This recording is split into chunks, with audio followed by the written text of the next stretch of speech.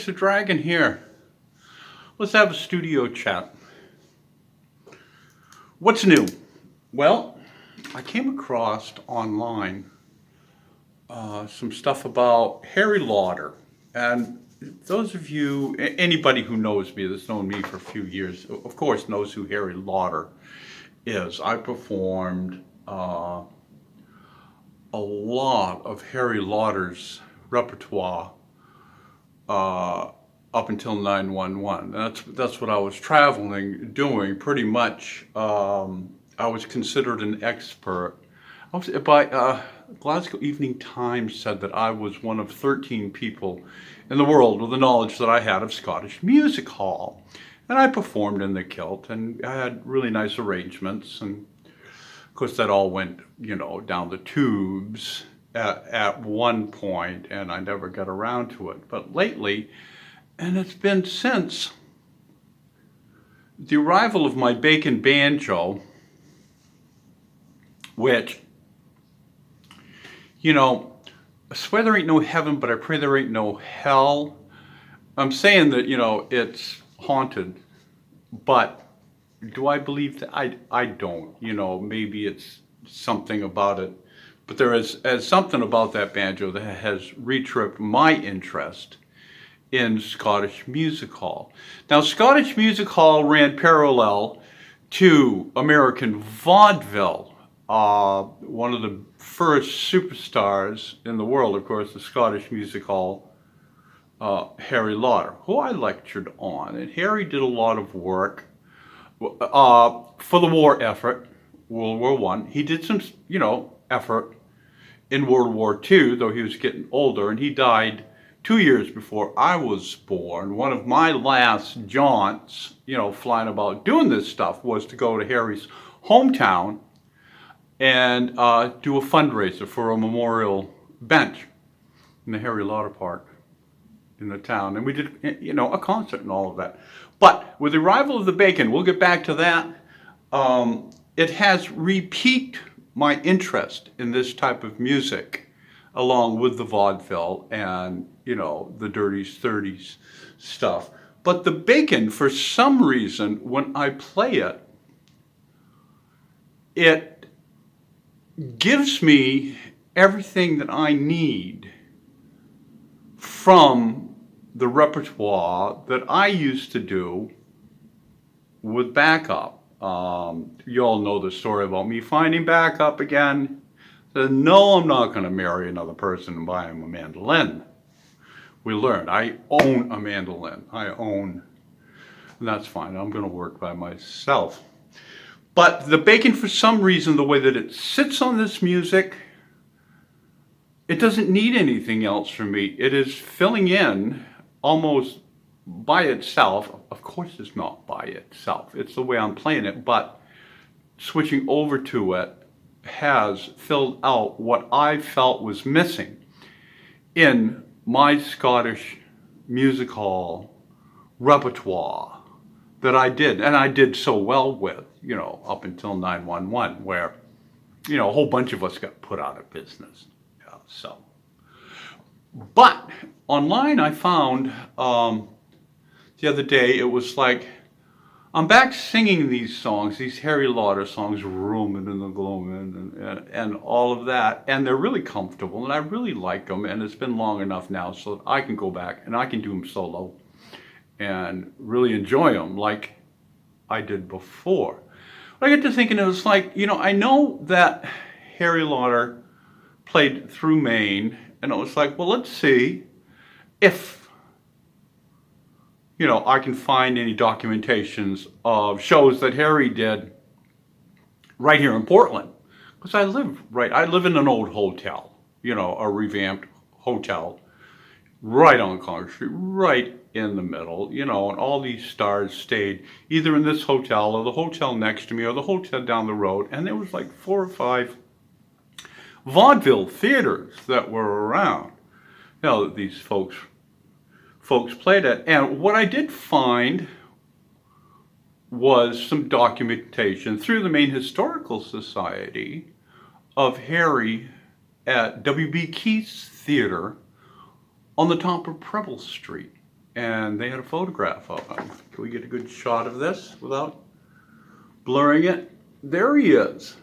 And you cannot really see what that door is, but for those of us who walk this street, and it's like when I go to play in the park, I walk right by that piece of sidewalk that Harry is standing, and that door is actually still standing, even though Keith's Vaudeville Theater was torn down and they built a bank.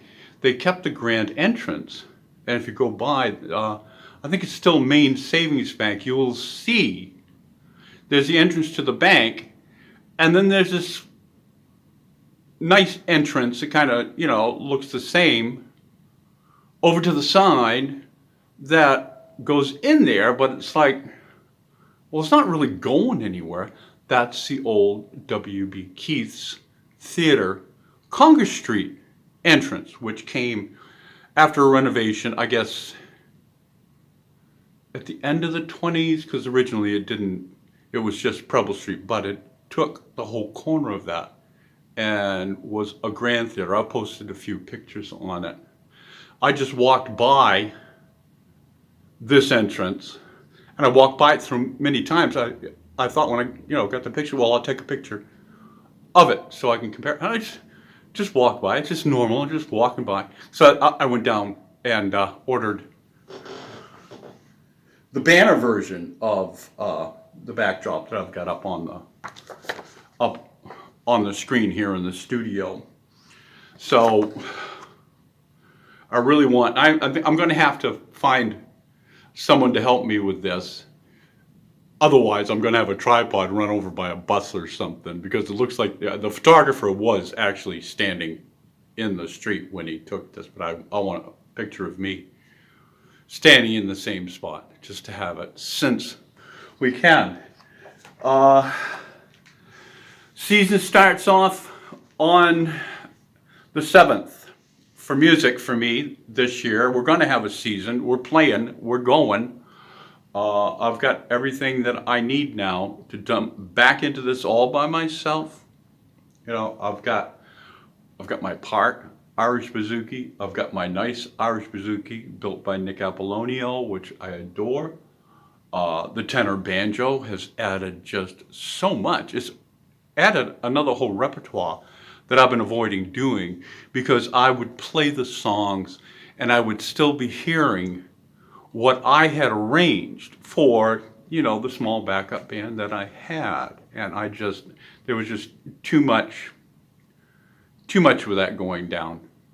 Of course it lasted a while, but it's over now, because that banjo will take the place, doesn't quite take the place of Bucky, the bass player that I shared with John Lincoln Wright, the Summer Mash Boys, but it pretty much wipes out anybody else that I had. So we're jumping back into this.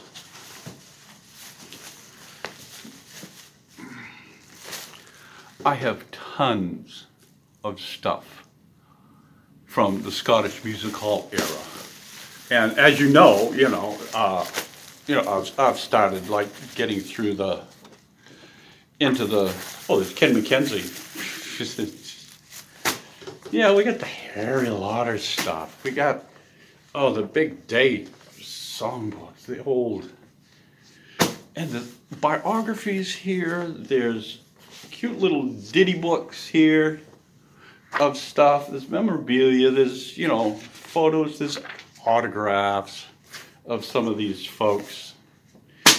And I'm really just kind of getting excited about it. And let's do it. It was like between me and Harry, because Andy did well, Harry did well. I kind of got the mitten with a hole in the thumb on the whole thing, but this is fun stuff. There's a ton of this stuff. I've got the whole series of the Francis and Days Harry Lauder books here. It's like, I don't know where else, and this is just the crust off the tops of the piles of the 78 records. Let's go. Will Fife. I got Will Fife's autograph. I got Andy Stewart's autograph. I wish I had Harry Lauder's. But anyhow, that's where we're going. Don't think that I'm losing it when I start talking about these ghosts.